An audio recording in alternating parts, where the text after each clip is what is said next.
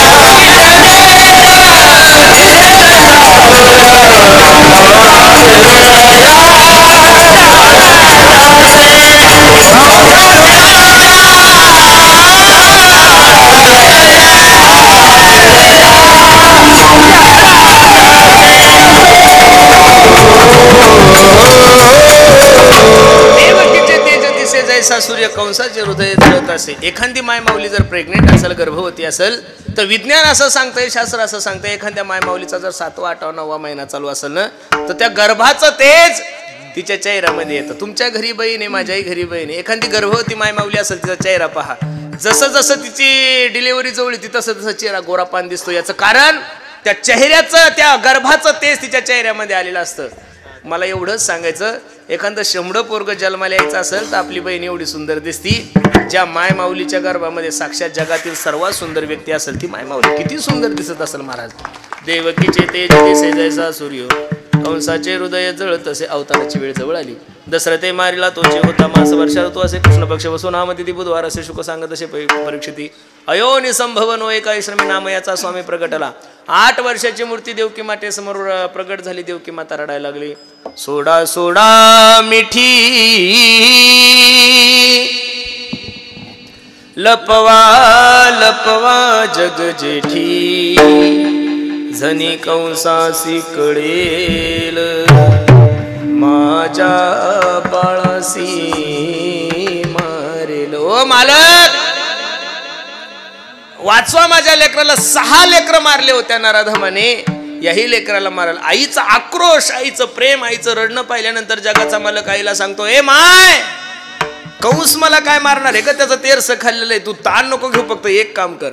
नंदाच्या घराला मजने गोकुळाला माया उपजली तेथे हो, हेवी मज आन येथे मनसी रक्ष पाळ हो, हे म्या मोहिले सकळ नंदाच्या नंदाच्या घराला मजनी गोकुळा. उचललेला कमळापती पायीची बंधने गळती. भगवंताला नेऊन ठेवलं गोकुळामध्ये. मायेला घेऊन आले. रडे माया करिया कांत नामा मने उडती दूत. 8वा जन्माला आला म्हणून कंस धावत पळत गेला. 8वा जन्माला आलाय, 8वा जन्माला आलाय. देवकी माता सांगते, ए दादा, अरे तो मुलगा नसून मुलगी रे. मुलगी तुला काय करणारी, पण मरणाची भीती अंतकरणामध्ये असल्यामुळं ज्या ठिकाणी 6 मारले त्या ठिकाणी मारण्यासाठी गेला ना, आकाशवाणी झाली. तुझा लागिवधी उपजला मजाधी. तू मला काय मारणार आहे बे? तुला मारणारा माझ्या अगोदर जन्माला आलाय. कंसाचं चरित्र थोडं बाजूला ठेवू, गोकुळात येऊ. वयाच्या 65व्या वर्षी मुलगा झाला होता यशोदा मातेला. कितव्या वर्षी? आपल्याला 25व्या वर्षी झाला तरी आपण दोन्ही कंडेरीला पेढे वाटतो. पेढे घ्या पेढे, पेढे घ्या पेढे. कशाचे? पोरं झाले की पेढे वाटायचे नाही. ज्यांनी ज्यांनी पोरं झाल्यानंतर पेढे वाटले त्यांना म्हातारपणी जोडेच खावं लागलेले महाराज. पेढे म्हातारपणी वाटा. ज्या दिवशी म्हातारपणात पोरगी सेवा, पोरग सेवा करेल तुमची, तुम्हाला काशीला घेऊन जाईल, अयोध्येला घेऊन जाईल, त्यावेळेस सारख्या गावाला साखर वाटा. अरे 85 वर्ष झालं मनाकडे माझं वय, पण पोरगा अजून माझ्या शब्दाच्या बाहेर नाही. याला पेढे वाटले पाहिजेत. प्रत्येक गवळणला सांगू लागली, गवळण म्हणती हो, गवळण म्हणती हो, गवळण म्हणती गवळणीला झाला यशोदेला, पुत्र झाला यशोदेला, पुत्र झाला यशोदेला. पुढे काही वाटे सुतावणे,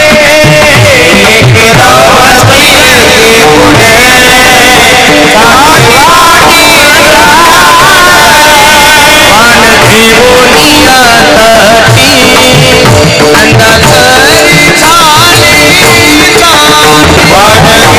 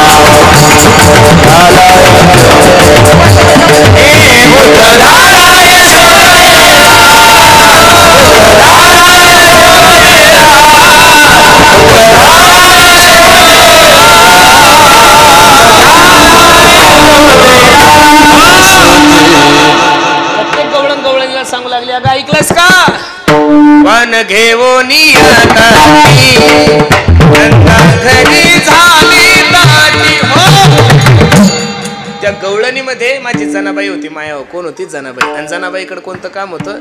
सुयेनीची गलबला झाली दासी जणी हेल घाली. हेल कळतं का जी तुम्हाला चष्मेवाली आई? हेल हा ह्या तुम्हाला कळत आहे का? या नवीन पोरीला हेल कळत नाही, बेल कळत नाही, डेल कळत नाही, त्यांना काय कळणार? हेल म्हणजे 30-40 वर्षापूर्वी आपल्या गावाकडे एक परंपरा अशी होती, एखादी मुलगी बाळंतीण झाली की तिच्या गल्लीतल्या मुली महिला काय करायच्या? हांड्यानं पाणी घ्यायच्या आणि तिच्या काय करायच्या? राजनात टाकायच्या. तिथं हे काम कोण करत होतं? जनाबाई. सुयेनीची गलबला झाली दासी जणी हेल गाली. जिकडं तिकडं आनंद आहे. कृष्ण गोकुळी जन्मला गोकुळीच्या सुखा अंतपार नाही लेका बाळ कृष्णंदा घरी आनंदल्या नरनारी. गुडिया तोरणे करती कथा गाती गाणे. एवढा आनंद आहे. जिकडं पाव तिकडं घरोघरी झाला लक्ष्मीचा तो वास चिंता ती पळाली गोकुळा बाहेरी. एका हिंदी कवीनं वर्णन केले. नंद जी के आंगन में बज रही आज बधाई. जिकडं तिकडं 100 बार बधाई लोगो 100 बार बधाई लोगो लाखों बार बधाई. जिकडं तिकडं आनंद आहे. चमत्कार सा हो गया लोगो हो गई बात निराली.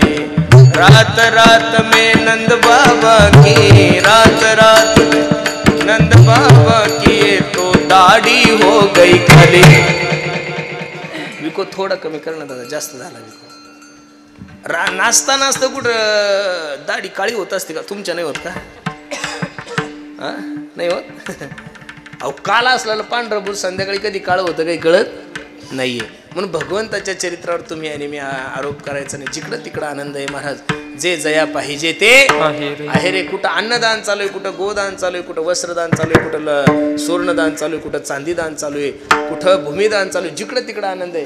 पण कृष्ण गोकुळी जन्मला दुष्टा चळकाप सुटला कंसाने तातळे मीटिंग भरवली. ऐका ऐका, जो कोणी माझ्या शत्रूला मारेल त्याला अर्धराज्य बक्षीस. काय? अर्धराज्य बक्षीस.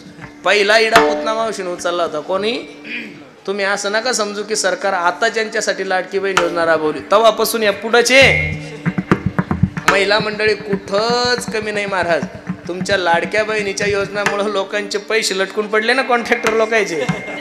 सगळ्याचा सगळा निधी लाडक्या बहिणीसाठीच खर्च झाला. सगळ्या तिजोऱ्या लटकते रे, सगळी तिजोरी खाली करून टाकली. माया हो तुम्ही ऐका लक्ष देऊन. कंसाला पुतना सांगू लागली, दादा काल जन्माला आलेलं ते हातभर एवढं पोरग मारण्यासाठी अर्ध राज्य काय करायचं, हे काम मी तुझं फ्री करून देते. चाल. सोन्याचा असा सुंदर असा शृंगार केला आणि यशोदा मातेच्या दारात पुतना गेली. यशोदे बाळ झालं तुला सांगितलं नाही. यशोदा म्हणली खूप धावपळ होती ग, खूप आनंद उत्सव जोरात चालू होता, कळालंच नाही. कुठे आहे ग तुझं बाळ? यशोदा म्हणे खूप रडत होतं ग, आता झोपी घातलं. देव पाळण्यातल्या पाळण्यात विचार करतो कधी भोळी माय माझी, माझं बवणीचं गिरायक परत गेलं तर माझा धंदा चांगला होणार. दुकानदार लोक एवढे हुशार आहे महाराज, बवणीचं गिरायक किती का हलकट असेल त्याला परत जाऊ देत नाहीये. भगवंत रडायला लागले. पुतना मावशी भगवंताकडे गेली आणि भगवंतानं पुतनेकडे पाहिलं. भगवंतानं पुतनेकडे पाहिल्यानंतर भगवंतानं डोळे लावले. का डोळे लावले याची भागवतामध्ये 24 कारण आहे. पहिलं कारण असं आहे, भगवंताच्या एका डोळ्यामध्ये चंद्र आणि दुसऱ्या डोळ्यामध्ये सूर्य. ते चंद्र सूर्य विचार करतात एवढा दिसायला माझा जगाचा मालक ही पापीने मारायला आली, हिचं तोंड पाहायचं नाहीये. दुसरं कारण असं सांगितलंय की भगवंत सांगतात मी तर इथं माखन मिश्री खाण्यासाठी आलो, 5व्या दिवशी विष प्यायचं. विष प्यायचं काम माझं नाही, विष पिण्याचं काम कोणाचं आहे? भगवान शंकराचं आहे. म्हणून डोळे लावून कैलास राणा शिवचंद्र मोळी पनिंद्र माता मुकुटे जळारी, कारुण्य सिंधू भव दुःख हारी, तुझ वीन शंभो मज कोण तारी. तिसरं कारण देव विचार करतोय, जरीही मला विष पाजण्यासाठी आली पण हिला स्तनपान करण्याचा अधिकार कसा प्राप्त झाला? मागच्या जन्मात पाहिलं ही बलीची मुलगी रत्नमाला होती. वामनाचं ते बटुरूप पाहिल्यानंतर रत्नमाला विचार करते, हा जर माझा मुलगा असता तर याला मी स्तनपान केलं असतं. पण वामनाने ज्या वेळेस बलीला पाताळात घातलं त्यावेळेस तीच रत्नमाला म्हणते, माझ्या स्तनामध्ये जर दूध असतं तर मी याला काय केलं असतं? पाजून मारून टाकलं असतं. भगवंत म्हणे काळजी करू नको, या दोन्ही इच्छा मी तुझ्या द्वापारयुगात पूर्ण करेन. आणि शेवटचं कारण असं सांगितलंय, देव विचार करतात जरीही मला मारण्यासाठी आली पण काम तर आईचंच करत आहे ना महाराज. जगातली कोणतीही सुंदर मायमावली असेल तर ते लेकराला स्तनपान नाही करू शकत. स्तनपान फक्त आईच करू शकते. कोण करू शकते? आई. मग जी मुक्ती यशोदेला काही दिवसानं द्यायची होती ती पुतनेला सहज देऊन टाकली. तो आसन कादिकाचे निमाने आयुष्य सौर सुदितला पुत्रे, जी विषयाचे निस्तान पाने मारू आली, अरे विष पाजणाऱ्या बाईला सुद्धा जगाच्या मालकानं मोक्ष दिलाय. पुतनेनं उचललंय भगवंताला. दूध पेलं, विष पेलं, पंचप्राण ज्यावेळेस सोडायला लागले त्यावेळेस पुतना घाबरली. सामुंच मुंचाल मिती प्रभासने सिद्धमाला अखिल जीव मर्मिनी विवृत्त नेत्रे चरणो भुज मोह प्रसन्न गात्रा श्रीपती रुदा. देवा सोड, देवा सोड. पुतनेला देवानं सांगितलं, पहिलं तर मी कोणाला धरत नाही, पण एकदा का कोणाला धरलं तर मरेपर्यंत सोडत नाही. गोविंदा हे नमो नमा. मारलं पुतण्याला. दुसरा माबळ भट्ट विटंबिला भट, दिला पाठीवरी पाठ, जाणवे तुटले पंचांग फाटले, धोतर गळाले ढुंगणाचे. आता अगबगरीटा मारीला बाळपणी अवघी दैत्य खानी बुडवली ना. आता जगाचा मालक रांगायला लागला. स्वर वाढव रे थोडा याचा.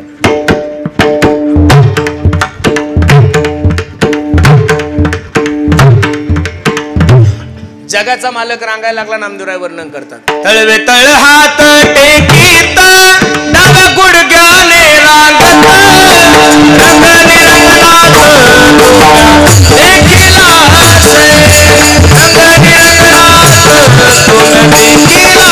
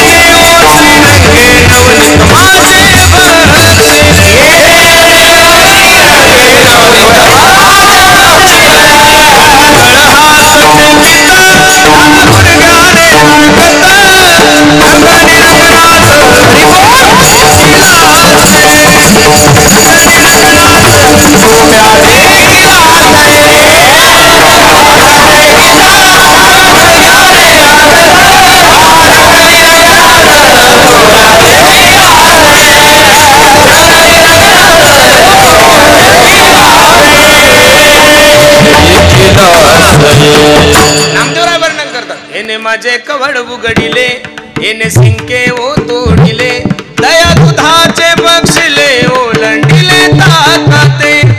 ऐसे जरी मी जाणते यमुना पाणी आणत जाते, धरोनी कृष्णाशी बांधिते शिक्षा लाविते गोविंदा. ऐसा पुराण प्रसिद्ध थोर केशवनाम्याचा दातार, पंढरपुरी उभा विटेवर बक कुंडलिकासाठी. रांगायला लागला जेव. रांगता रांगता गल्ली बोळीत फिरायला लागला. सगळ्या पोरांकडे पाहिलं. पोरांच्या तब्येती वाळून गेल्या होत्या. सगळ्या पोरांनी एकत्रित केलं. काय रे पोरा? पोरं म्हणले, काय देवा, आपल्या बदनापूर तालुक्यामध्ये एवढे बिअर बार असताना तुम्ही असे वाळून का गेले? असं देव अजिबात म्हणला नाही. पुढं ऐका ना, लगेच हसता तुम्ही. अरे आपल्या गावामध्ये एवढं दही दूध तुपलोणी असताना तुम्ही असे वाळून का गेले? पोरं रडायला लागले. देवा, जेवढं काही दही दूध तुपलोणी तेवढं सगळं डेअरीला जातं, डेअरीला काही राहत नाहीये, म्हणून चांगलं खायला शिका बरं महाराज. अजून सुद्धा या देशावर राज्य तूप खाणारेच करतात, तुम्ही आम्ही नाही करू शकत महाराज. ही वस्तुस्थिती आहे. भारतातील सगळ्यात मोठे क्रिकेटर पहा, भारतातील सगळ्यात मोठे डायरेक्टर पहा, भारतातील सगळ्यात मोठे डॉक्टर पहा, भारतातील सगळ्यात मोठे वकील पहा, भारतातील सगळ्यात मोठे बिझनेसमॅन पहा. फक्त तुम्ही त्यांचे आडनाव तपासा. 48 कलेक्टर या महाराष्ट्रात, 1-2 कमी जास्त असू शकतात, पण 48 जरा. 48 कलेक्टर पैकी 38 ते 39 कलेक्टर हे तूप खाणारे, कोंबड्या खाणारे रेती उपसताना दिसतील तुम्हाला. अजिबात नाही. मला तुम्ही एक ब्राह्मण समाजाचा माणूस दाखवा या महाराष्ट्रामध्ये की त्याचा रेतीचा धंदा आहे. एक दाखवा ना. सापडणार. मरतील ते पण क्लास 1 क्लास 2. 2% या देशामध्ये महाराज ते पण कधीच आरक्षणासाठी रस्त्यावर उतरले नाही, पण तरी सुद्धा तुमच्याने माझ्यावर राज्य करतात. आमदार जरी तुमचा असला तरी पीए त्यांचा आहे, मंत्री जरी तुमचा असला, ही वस्तुस्थिती आहे.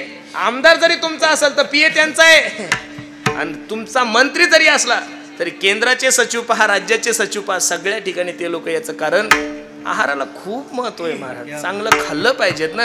हे बघा, एखाद्या माणसाकडे 100 एकर जमीन आहे, बरोबर आहे का नाही? तुम्ही त्याची जळून जमीन तुमची वाढणार नाही, तुम्ही जळल्यानंतर मुळव्याध होईल तुम्हाला, दुसरं काहीच होणार नाही.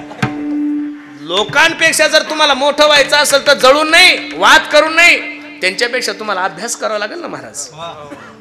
आता भरत दादाचा पखवाज ऐकला, इतका गोड पखवाज, एखादा पखवाज म्हणाल मी तसं, अरे पण तसं त्याला घासावं लागेल ना, दगडान नाही. अभ्यास करावा लागेल, एका बोलाची 6-7 तास प्रॅक्टिस करावं लागेल. एवढ्या सहजी शक्यच होत नाही महाराज. लोकांचं काय झालंय माहितीये का, कष्ट न करता लोकांना श्रीमंत व्हायचंय. भरत दादा लोकांना कष्ट न करता श्रीमंत व्हायचं म्हणून तर लोक केबीसी मध्ये गेले ना, आणि उरले सुरले शेअर मार्केट मध्ये गेले. काही तर आमच्याच बावळ्या कीर्तनकारांनी गाडीवर लोन काढून दिलं हो. लटकते रे ना रे, कीर्तनही गेले आणि गाडी गेली. बायकोचे सोनं कुठं का ठेवून. अरे बावळ्या हो, 1 लाखात कोणी 10,000 रुपये महिना देऊ शकता का? तुम्ही का शेण खाता का अन्न खाता, कळलं पाहिजे ना तुम्हाला. अशी कोणती जगात बँक आहे मला तुम्ही सांगा ना, मी देतो तुमच्याकडे 10 लाख रुपये. अशी कोणती जगात बँक आहे संतोषदा किती एक? अरे रिझर्व्ह बँकेचे रेट आहे की 6% वर रिझर्व्ह बँक तुम्हाला देत नाहीये टक्केवारी. लय ते 6.5-7. तुम्ही जर पतसंस्था घेतली तर 9-10 रुपये टक्के देईल तुम्हाला. जर 1 लाखाला 10,000 रुपये परत भेटतात तर काहीतरी झोल झाला आहे, तुम्हाला कळलं पाहिजेत ना. पण काही महाराज लोक म्हणे 10 लाख जर दिले तर कीर्तन करायचं कामच नाही, तेलही गेलं आणि तुपही गेलं. असं नाही झालं पाहिजेत महाराज. कमी दिवसात श्रीमंत व्हायचा ज्यांनी विचार केला ते बर्बादच झालेले, श्रीमंत झालेले नाहीये. कष्ट न करता लोकांना श्रीमंत व्हायचं एक, आणि अभ्यास न करता लोकांना काय व्हायचंय? ज्ञानी व्हायचंय. अभ्यास न करता ज्ञानी व्हायचंय. सेवा नाही करायची, काही नाही करायची. अरे मी नारदाच्या गादीवर सांगतो, तुम्हाला कीर्तन जर करायचं असेल तर कमीत कमी पहिले 5-6 वर्ष एखाद्या कीर्तनकाराच्या मागं टाळ घेऊन सेवा तर केली पाहिजेत का नाही तुम्ही महाराज? काही फालतू कीर्तनकार आहे महाराज, त्यांना वारी माहीत नाही, पंढरपूरची वारी माहीत नाही, कार्तिकी माहीत नाही, घरच्या घरी बाबा तयार झालाय. तसं नसतं होत महाराज. असे कितीक बाबा झाले कितीक गेले. तसं नाही, काहीतरी 40 आज कमीत कमी भरत महाराजांनी 20 वर्ष तर सेवा केली असेल का नाही? 20 वर्ष. गाडेकर महाराज हे सर्व, आमचे ढाकणे बाबा वगैरे हे सर्व मंडळी. अरे 10 अजून सुद्धा ते कीर्तनकार असून लोकांच्या कीर्तनात टाळ घेऊन उभे आहे ना. तुम्हाला काहीतरी कुठं सेवा करावंच लागल. आता तर लोकांची मानसिकता अशी झाली, संस्थेमध्ये जर पोरग टाकलं ना लगे बाप आळंदीला गेलं की त्या संस्था मालकाला सांगतो, पोरग ना 6 महिन्यात इंदुरीकर झालं पाहिजे. त्या बापान ठेवलं का? ती का मशीन आहे का टाकलं की इंदुरीकर काढायला? परिस्थिती महाराज. अहो भरत दादा असेल, आम्ही आता सर्वजण सोमनाथ दादा आपण आळंदीला होतो, आपल्या बापान सांगितलं होतं तुम्हाला हे व्हायचं ते व्हायचं काहीच नाही. आमच्या बापान सांगितलं फक्त पकवा शिक, हरिपाठ वाजवता आला पाहिजे, कीर्तन वाजवता आला पाहिजे. आमच्या श्रावण महाराज सोबत त्या बापान सांगितलं होतं तुला काही शिक म्हणून? अजिबात नाही, काही सांगितलंच नाही ना. फक्त नुसतं तुम्हाला चाली आल्या पाहिजे, गावात भजन करता आलं पाहिजे. आता बापाची ती हेच नाही राहिली. पोरग आळंदीला पाठवतानाच बाप 2-4 कीर्तन मालिका त्याच्या बॅगेत टाकतो. एवढं सहजासहजी होत नाही. काहीतरी कालावधी तुम्हाला घालावा लागेल गड्यानो, अभ्यास करावा लागेल. अभ्यासाशिवाय साधनेशिवाय तुम्हाला या गोष्टी माना न माना तुम्ही अनुभव घ्या. साधना केल्याशिवाय तुम्हाला सेवा केल्याशिवाय जगात कोणते. इथं जेवढ्या काही माझ्या आई बहिणी बसले, छोटासा प्रश्न करतो माया हो, तुमचं लग्न झाल्यावर लगेच दुसऱ्या दिवशी लोक आजी म्हणतात का तुम्हाला? नाही ना? हा बरं आहे. लग्न झाल्यानंतर तुम्हाला संसारात आजी होण्यासाठी माया हो, पहिलं तुम्हाला एखादं लेकरू व्हावं लागेल, ते लेकरू मोठं व्हावं लागेल, त्या लेकराचं लग्न व्हावं लागेल, आणि त्या लेकराला ज्यावेळेस मुलगा होईल मुलगी होईल त्यावेळेस वयाच्या 50व्या वर्षी तुम्ही काय होता माया हो? आजी. मग संसारात जर आजी होण्यासाठी 50 वर्ष लागतात तर परमार्थ तुमच्या माझ्या बापाची ठेव आहे का महाराज? 2 वर्षात कीर्तन, 2 वर्षात वादक ना. काहीतरी कालावधी तुम्हाला घालावं लागेल. एवढ्या सहजासहजी या गोष्टी प्राप्तच होणार नाहीये. म्हणून माझी विनंती आहे, भगवंताने सांगितलं बाबांनो तुम्ही एक काम करा, माझ्या पाठीमागे या.